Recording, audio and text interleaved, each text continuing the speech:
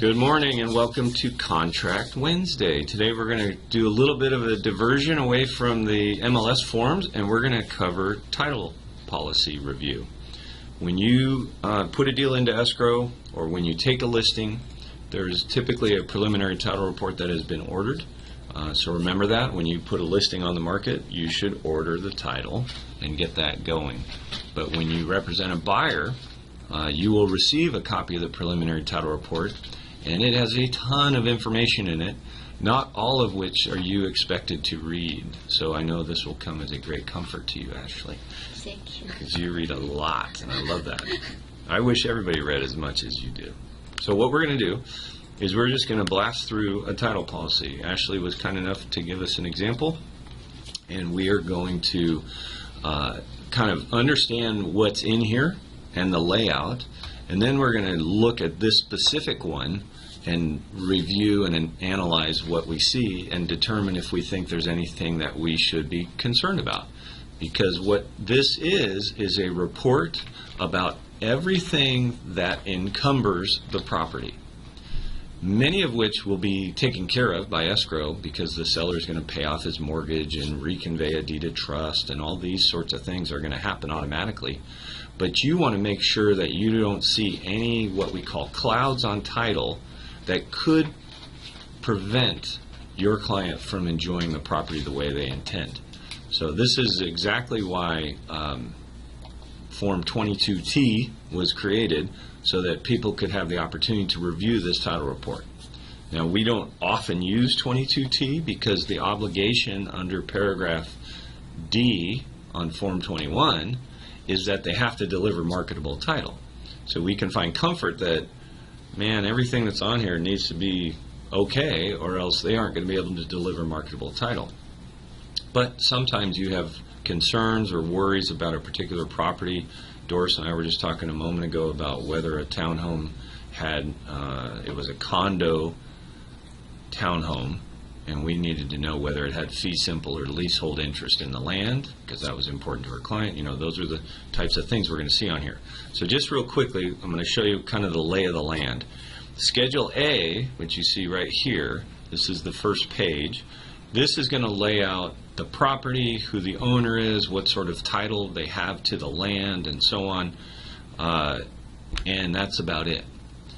Then they have the legal description under Exhibit A. And then they get into Schedule B, and they have special exceptions under Schedule B. So we're going to look at the special exceptions because those are unique to our property. The general exceptions and requirements are not. And you'll see in different title companies that provide these reports, a lot of them will, instead of calling it Section 1, they'll say general exceptions. And then in Section 2, they'll call them special exceptions. The special exceptions, again, are the ones that are unique to the property and to the homeowner, and we want to look at those a little more carefully to make sure we don't see anything that worries us. Can you blow that up there? We will when we go through it slowly. Then at the end, there's a number of notes. The notes are a variety of sort of housekeeping topics, but there's one note in particular that we want to look for, and that's the note where it says, we've researched under your buyer's name, it'll say Jonathan A. Smith, and found no issues or encumbrances of record. That's an important thing to look for, because your client might have an old judgment from a divorce or from a whatever that they didn't remember or realize. It's going to become attached to this house, because judgments, when you lose in court and the court awards a judgment to the prevailing party, those things just kind of float. There's nothing to connect to unless you own real estate, and then they attach. So we want to look for that. 99.99% of your clients never going to have an issue, but you got to look just to be certain, so that if there is one, you can go to them and say, hey, did you know that there was a thing in, Washtenaw County Court or somewhere in Milwaukee or whatever? Doesn't matter. It'll show up. Okay? Does that all make sense? The last part is how they're going to treat taxes and assessments and when they record and so on. we don't really care about those because those are going to be the same in every policy. What we care about are the things that are unique to our subject property, right? Exclusions from coverage. Man, they got a lot of stuff in this one. Who are we? Affiliated business arrangement. Okay, so let's dive into this particular one, which is Ashley's. So when I read through a title report, it literally takes me about 5 minutes. All right, so don't fret, because I know you spent a lot more time than that on this. But I don't read any of the attachments. They're often called tag-alongs, they call them. But that's because CC&Rs, I don't need to read those. My client does. But if there's something like road maintenance agreement or whatever, then I'll read those. All right. So anyway, let's go through this, figure out if we're concerned at all. Now, the first thing you'll notice, this has an effective date of May 25th. So this prelim was pulled right before they listed the property, I'm guessing. But I also already know that my client's name is not going to be at the end of this report because they didn't know who my client was when they did this report. So that's fine. They're going to do what's called a supplement. So you'll hear people talk about title subs. We need a title sub to change the loan amount. We need a title sub to research the buyer's name. We need a title sub because we just found a new lien or whatever. Those supplements, they're deliberately called that because there is a chain of record that this report holds. So what they're saying is all the way up to and including May 25th at 8 a.m., we've checked all the way back, all through the chain of title. We know everybody that has an interest in this home. Well, another month has gone by, so maybe something else happened. So that's why you would need a title sub. They call those a date down. So what they're saying is if they were to do one today, as of July 6th at 8 a.m., this report is still accurate. Or they might say we found something and they had to amend and supplement the report. Does that make sense? So we know our report's a little bit old. We know we're going to have to look at another one when the time comes.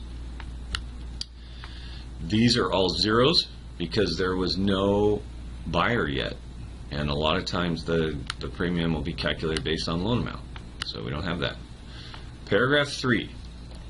Title to the fee simple estate or interest in the land described to or referred to in this commitment is vested in Michael Tennyson as his separate estate and Kathleen Brune as her separate estate.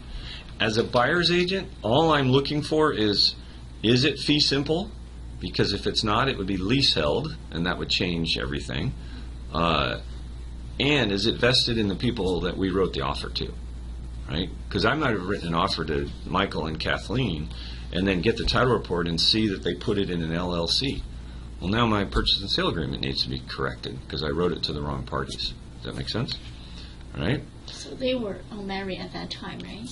Well, they were bought the house. unmarried, yeah. So right now they are a couple. It doesn't matter. It doesn't matter, yeah. I mean, when they took title, it was as each to their separate estate. Okay. If they have since gotten married, because we're in a community property state, there's some rights of survivorship that would come into play. But then none of that really affects our buyer. Yeah. We just want to make sure we got the right people. Right. Paragraph 4, the land that referred to in this commitment is described and attached as Exhibit A, and then here's Exhibit A. So when you get a title report, you'll never get an abbreviated legal. You always get the full legal. This looks pretty short, but that is the legal. Then we get into, like I was talking about earlier, the general exceptions, right? And you'll notice if we read these, they are blanket statements that would apply to every policy they issue, right? The following requirements must be satisfied. Payment of the necessary consideration for the estate or interest to be insured. So they're saying our policy doesn't take effect unless somebody buys something, right? Number 2, pay all premiums, fees, and charges for the policy. So you got to pay for the premium or it doesn't take effect. Document satisfactory to the company creating the estate or interest to be insured must be properly executed, delivered, and duly filed. So they're saying you have to go through with the transaction, right? I don't need to read that. And those general exceptions, or Section 1 as we call it here in this Old Republic title, we can kind of skip over. That's why, Ashley, I was saying I can do this in about 5 minutes. So is every title company have the same Yeah, sentence on the yeah. general Yeah. section? They're saying, hey, you can't force me, the insurance company, to insure anything unless you do these things. Pay me the premium, right? Yes. All right. Schedule B of the policy or policies to be issued will contain exceptions to the following matters unless the same are disposed of to the satisfaction of the company. Schedule B, Section 2, Standard Exceptions. Defects, liens, encumbrances, adverse claims, or other matters, if any, created first appearing in the public records or attaching subsequent to the effective date, but prior to the date the proposed insured acquires for value of record the estate or mortgage thereon covered by this commitment. Same sort of blanket safety statement. They're saying, hey, we have an effective date. If we don't know about a defect or lien, then it's an exception. It's an exclusion to the policy. That's why escrow is going to say, hey, my prelim, that's the short term for preliminary title report, my prelim's dated May 25th. I need a date down. Now my effective date will be moved up to today. We're recording, so you can just sit down, right? So it's a blanket statement to protect themselves from something running afoul. So again, I don't bother reading those. I'm going to always go from page 1, legal, to the special exceptions. Special exceptions, again, Ron, just to recap, because you missed it earlier, these are things that are unique. We're looking at a title report. Special exceptions on any title report are the things that are unique to the property and the homeowner themselves. And so as a buyer's agent, we have to look at them and see if there's anything that would be a hindrance or a problem for our buyer. So first special exception on every house, excise tax. What do you think the second special exception is going to be? Liens. Property taxes. Right? Every house pays excise tax when it sells. Every house pays property taxes every year, twice a year. So And they always get paid. we are sitting here recording this in July. That means the first half taxes, which were billed in April, so they bill them April 1st, they're late on April 30th, should have already been paid in half, right? Yes. So the total bill was $4,000, they paid $2,000, and there's a balance owing. That's perfect. That's what we want to see. If I'm a buyer's agent and I see that it's behind, it could even say unpaid taxes from 2015, 14, and 13. If I see that, now I'm nervous because tax foreclosure could blow up my deal. The county could take it before I ever get a chance to close. So I would get on the phone and say, hey, escrow, what's the deal? When's the tax foreclosure scheduled? And if it's scheduled before our close date, then we scramble and try and figure out who's going to pay those taxes. Maybe the buyer pays them to avoid the tax foreclosure or something. Now they're training all together, but that would show symptoms right here in this paragraph, right? Paragraph 3, side sewer easement. So this particular property is part of a 3-house plat, and they have a side sewer that runs down it. So guess what? They need to maintain that. So they have an agreement that the 3 houses would maintain it. If I am worried about it, this recording number is a hyperlink. So I can actually read the side sewer agreement, and this is how most of the title companies do it, and just determine, is it set up right? Are they going to, cover the repairs? I want to make sure my buyer isn't going into a place where maybe there's no agreement. Then if it breaks, they're going to have a big fight, and we don't really want that, or at least we want to know about it if we're dealing with it. Sorry, wrong. Easement, City of Seattle, electric overhead and underground transmission. Don't care. Anytime I have a property that has utilities, which most of them do, they're going to all have easements for the maintenance of those utilities. So I don't need to read what the easement says. What it says is the City of Seattle has the right to enter the property to fix their electrical system if it breaks. And candidly, if I'm the homeowner, I want them to, right? Because I don't have any power right now, right? CC&Rs. Now, this particular house that Ashley sent is not in an HOA. So when I see as a buyer's agent CC&Rs, I think, oh man, maybe there is an HOA. So we clicked on it, we opened it earlier. What we found was it's no HOA. They're not rules and guidelines. It's simply the subdivision. So they really kind of mislabeled that, but they made covenants about where the legal descriptions are for all 3 lots, right? And who's going to be owning them and what their rights are to sell them and that sort of thing. So that's worthwhile taking a peek at. If it were in an HOA, that document would be about 200 pages long, and I would not read it. But I would give it to my client and say, you need to read this. I've read lots of these. I'm not reading this one because they're all pretty much boilerplate the same, but these are the rules under which you have to live in this house.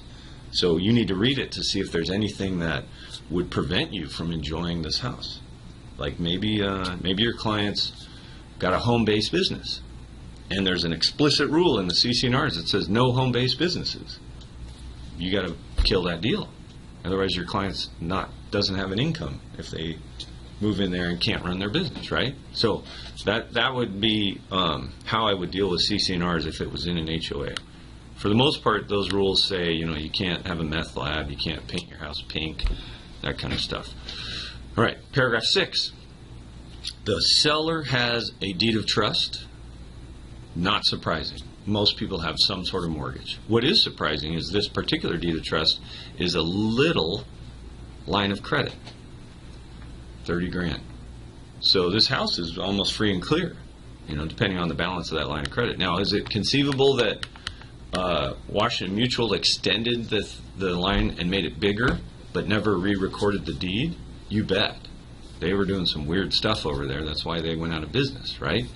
So do we worry about it as a buyer's agent? Not really. We just want to make sure that escrow is going to take care of that and clear it and reconvey it. But it is kind of interesting because these 2 notes tell you that the title officer, because he's the one that added these notes, he's smart enough to recognize that WAMU's out of business, and he's warning us and escrow to make sure we get it reconveyed.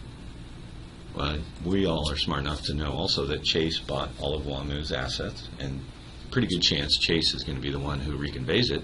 But as a buyer's agent, I might just shoot an email to escrow, hey, did you get a payoff for that line of credit? And they'll be able to, if they got a payoff, then that means they got in touch with whomever the current lender servicing that loan is. All right. So now we're getting into the notes. Those previous were called paragraphs or exceptions. So they'll say paragraph 6, deed of trust has been reconveyed. Now we're in the notes. These are more sort of general comments about the process going forward. One note that we want to make sure we look for is it'll say, we have searched under the name blank, the buyer's name, and we found no notices of public record against that name. Because they'll do a search for the buyer's name as well. Because this was done May 25th and our buyer wasn't known yet at that point, their name's not going to be in here. So let's just skim these so that you guys can understand it. But know that I don't spend a lot of time skimming these. I look at it close enough to find my client's name, and it's usually the last note. So I'm just looking for that.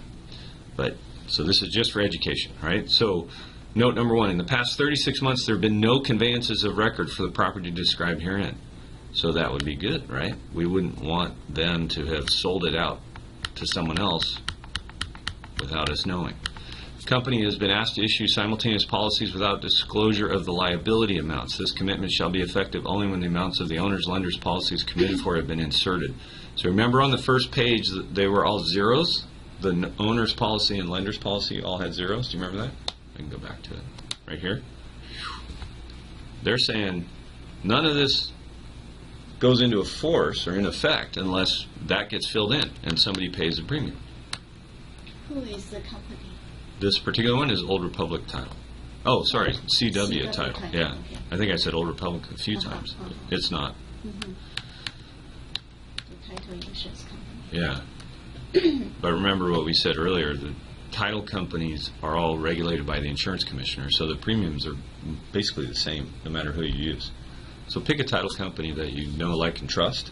That's why Next Title is our go-to preferred title company, and we try and steer every deal to them.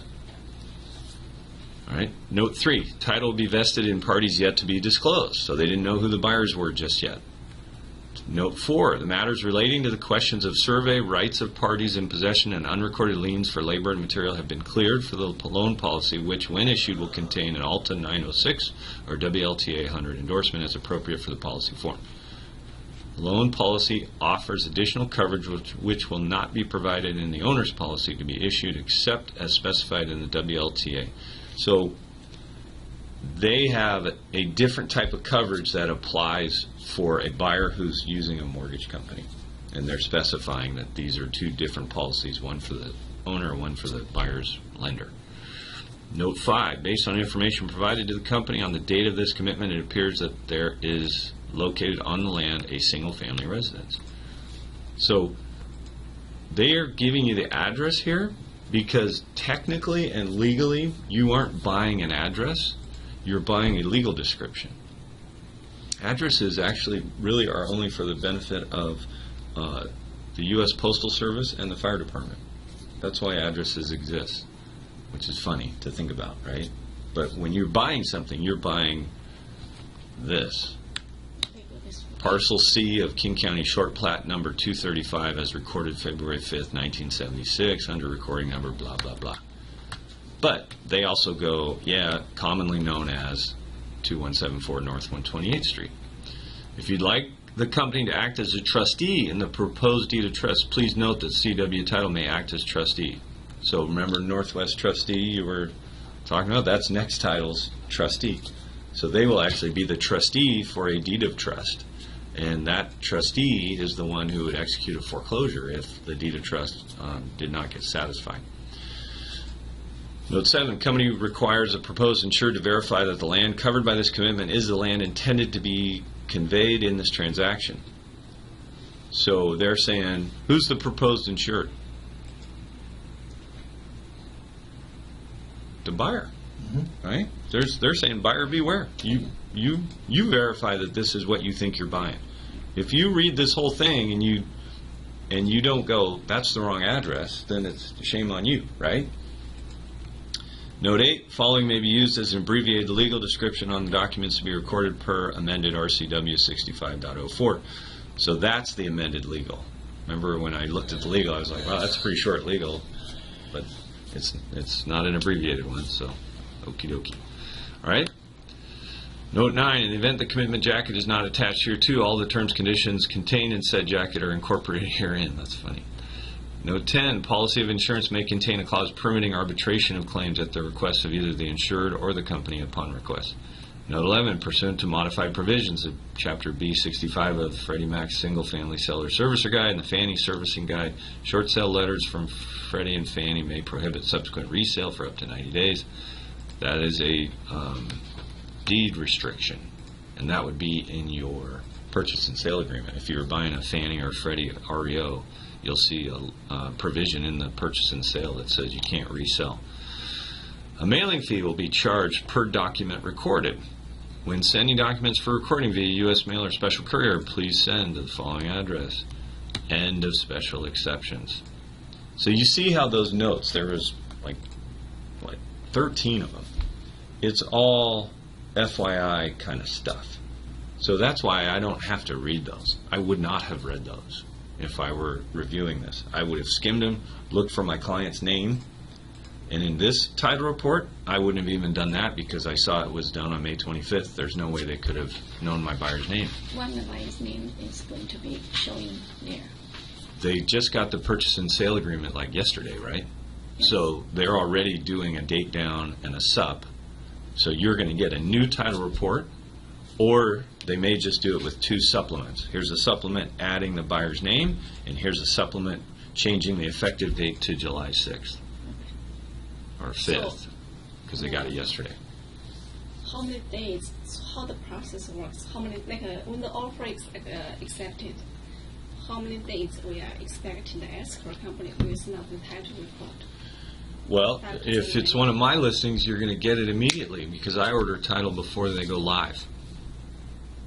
If it's a lazy agent, unprofessional agent, they probably ordered it, and it takes 24 to 48 hours to put this report together, with only a few exceptions. If they run into a house where there's just a bunch of weird stuff that they got to research, it can take longer.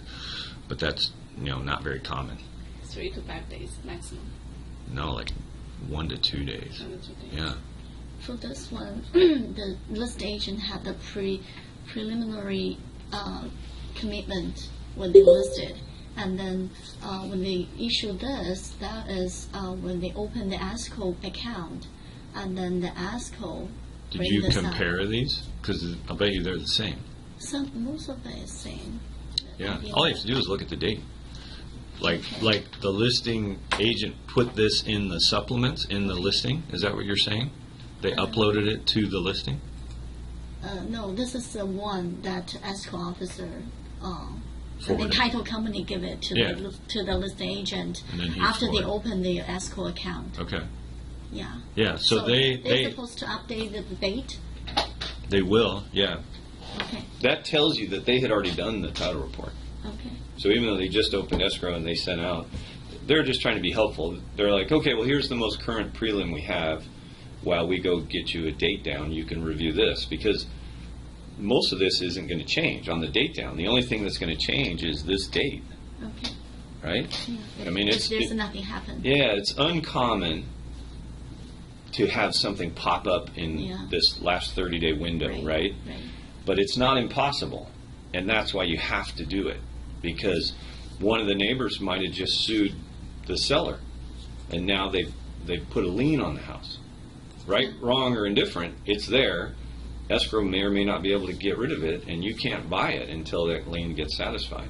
I get some question about like that in the quiz, but let's finish your recording. Yeah. So that's kind of it, right? So just to recap, and then I'll shut off the recording, is you read the first page closely. You're going to look to see that it's vested in the right person and whether or not you have fee simple or leasehold interest. Then you have the legal. Then you go really straight to these special exceptions. And you're going to always see excise. You're going to always see property taxes. Then I'm going to see easements, CC&Rs, a deed of trust. And that's it. And I would look for my buyer's name in the notes if this was a more current report. But if a seller has a bigger mortgage on the house, so it will be showing here, right? Yeah, yeah. Like you could get some clues where this house was not marketed as a short sale, but now you're wondering if it might be, because you see he's got a $600,000 lien and a $400,000 second mortgage, and you're like, holy cow. It's more than the value of the house. Right, right. It doesn't guarantee it's a short sale, because if those loans are 20 years old, he probably paid them way down, right? But you're looking for clues about things that maybe you should be worried about or at least ask questions about. That's the purpose of your review of this. Verify that you wrote the offer to the right parties and that it's fee simple like you expected or leasehold like you expected. And then, is there anything in here that gives me pause? Because if there is, I'm just going to call escrow and say, hey, are you guys worried about clearing this up? This title's a mess. Yeah, no, there's a lot of things on there, but we've already cleared 3 of them, and we got 2 more that we know we're going to be able to clear. There's really only one that, they'll give you whatever answer they give you, but they deal with this all the time. You just want to be cognizant enough to go, that looks like it could be a problem. I'm going to make sure they're working on it now rather than waiting till the last day, because you can't solve this kind of stuff in a day. Escrow never waits that long. They get started, the title officer already started. All right, so that is it. So specific.